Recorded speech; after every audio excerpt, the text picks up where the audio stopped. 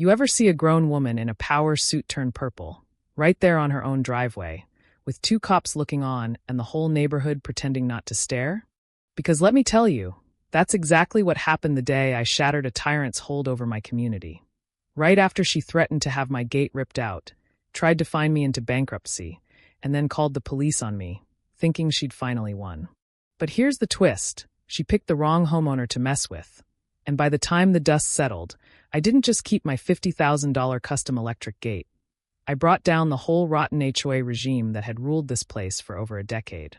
Yeah, that happened. Now, if you've ever tangled with a petty HOA, if you've ever watched some self-appointed president wave a clipboard like it's the law of the land, you know the rage boiling inside me. And sometimes the only way to deal with a bully is to turn the tables and let the whole neighborhood watch them fall. So here's how it all went down, start to finish. No filter, no script, just the way it actually happened. Let me back up a sec. I'd just scraped together enough to build the house I'd always wanted in Westview Heights, a gated community that, on paper, looked like heaven. Quiet streets, manicured lawns, friendly neighbors. At least until you needed something from the HOA. I paid my insane dues, kept my yard spotless, and when it came time to add the final touch, a gorgeous custom wrought iron electric gate, I played by every rule in the book. Drew up plans, sent them in, checked every guideline twice. Simple, right? Not in Westview. See, the second those plans hit the HOA desk, they went straight to Patricia Jenkins, the president who ran the place like her own little kingdom. 12 years with her name on every piece of letterhead. 12 years of blocking every change that wasn't her idea. I didn't know all that at first. I just thought, hey, a nice black gate, classic style, nothing wild. First rejection comes back. Too black. That's it. No explanation, just too black. You know what I mean? So, I tweak it, go a little softer, charcoal gray, resubmit. Rejected again. Now it's too aggressive, apparently because of the scroll work. I'm thinking, is this a gate or a piece of avant-garde art? But fine, I'll play the game. Strip the design back to the bones, modern, minimalist, no frills. You guessed it. Clashes with the Tuscan aesthetic. I'm not kidding, the only thing Tuscan in Westview is Patricia's fake olive trees by the clubhouse. By this point, I can feel what's really going on. Patricia just doesn't want me building something nice, something she doesn't have. Maybe she thinks I'm showing off, or maybe she's just bored, but it's obvious the rules are whatever she says they are. So I get smart. I send a formal letter, return receipt, asking for a specific list of violations and the exact bylaw that says my gate can't go up. Her reply? Cold as ice. No gate, Mr. Thomas. Matter closed. She actually wrote that, like a Bond villain. Thing is, I'd already paid a $20,000 deposit. And if you know anything about custom fabrication, that money's as good as gone. So I think, okay, if she can't point to a real rule, maybe she's just bluffing. I dig into the HOA docs, see nothing about my design, so I decide to go for it. 3 days later, my new gate's up, sleek, silent, absolutely stunning. And the next morning, Patricia's out front, slamming on her brakes, barely out of the car before she's yelling at the top of her lungs, rattling my new gate and calling it an unsanctioned fortress. It's like something out of a sitcom. I'm watching from inside, coffee in hand, thinking, this cannot be real life. She starts threatening, demanding I open up, saying she'll have it torn out by force. I try to talk to her through the intercom, offer to meet and work it out, but she's having none of it. The next day, I get a certified letter. Immediate, non-negotiable fine, $1,000 per day, retroactive to the installation date. That's right. She wants $1,000 a day until I take the thing down. My lawyer nearly choked when I showed him. Here's where things get real ugly.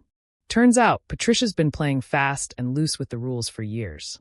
See, the HOA is supposed to have a 3-person committee approve any big architectural change. Patricia? She's the whole committee. No meetings, no votes, just her. My attorney fires off a cease and desist, lays out the violations, demands the fines be dropped. Patricia doesn't back down. 2 days later, my power gets shut off. Not a brownout, not a little flicker, dead. The whole property. Turns out, she paid some shady subcontractor with HOA funds to cut my line at the community box, claimed it was for a mandatory inspection. I couldn't even get my car out. The electric gate was locked, house hot as hell, family stuck inside. All because this woman wanted to win. I'm not gonna lie, that night was one of the lowest points. My phone's dead, my wife's furious, my kids are sweating, and I'm sitting there in the dark thinking, is this it? Am I really about to lose to a power-hungry HOA president? But you know what I did? I got up, found my old safe, pulled out every scrap of closing paperwork, deed, trust, HOA declarations, everything.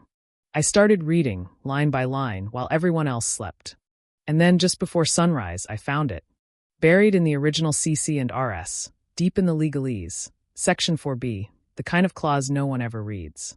It says, in plain English, any property bought before the official incorporation date, March 15, 2005, is only bound by the original 1998 rules and exempt from all the new, stricter amendments. My lot, bought February 20th, 2005. I was grandfathered in. All those new design restrictions, the Tuscan nonsense, none of it applied. I could build my gate. I could paint my house lime green if I wanted. Next morning, 6 a.m. Sharp, I'm on the phone with my lawyer.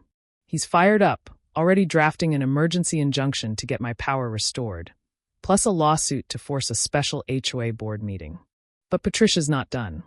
That afternoon, she shows up at my curb with 2 county cops, 2 terrified board members, and that same crooked subcontractor, ready to start hacking my gate apart. She points at me, shrieking about codes and illegal barriers, trying to get the officers to issue a citation, force me to take the gate down.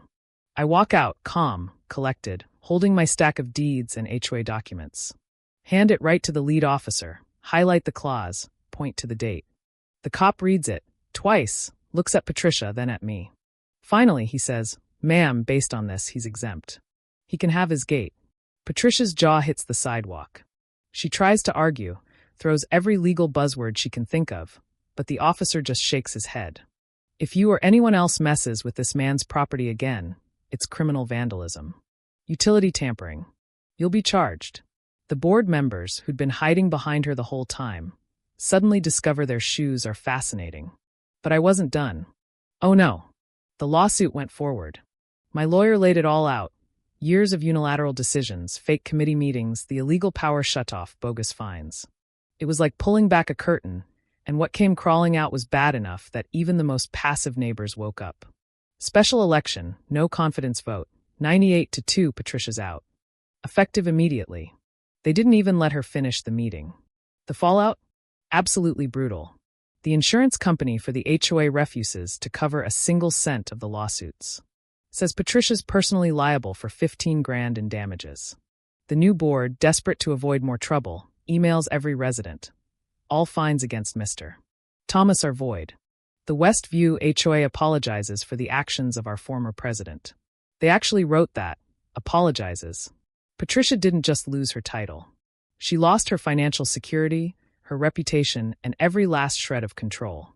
But the final blow? That came months later. I see a for sale sign go up, Patricia's house. Turns out, after the lawsuits and the shame, nobody in Westview wanted her around. She couldn't find a buyer.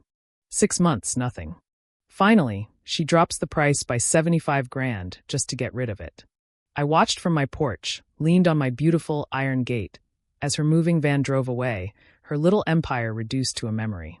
And before she left, I put up my own little sign. Ask me about my HOA exemptions. Potential buyers would come over. I'd hand them the paperwork, show them that my house was the only one on the block free from the rules Patricia created. More than once, people walked right out of her open house, not even pretending to be polite. So, if you're wondering what real justice looks like, it's not always a courtroom.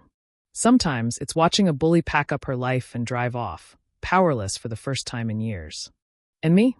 I get to keep my gate, my freedom, while the whole neighborhood learned what happens when you push an honest homeowner too far. Now, I gotta ask, what shocked you more? The fact she literally cut my power, or the look on her face when the cop took my side? Would you have handled it differently, or have you been through something like this yourself? Drop your thoughts below. Let's see whose HOA nightmare takes the cake. And hey, if this story hit home, smash that like, hit subscribe, and buckle up for the next round, because in this neighborhood, the drama never ends. See you next time.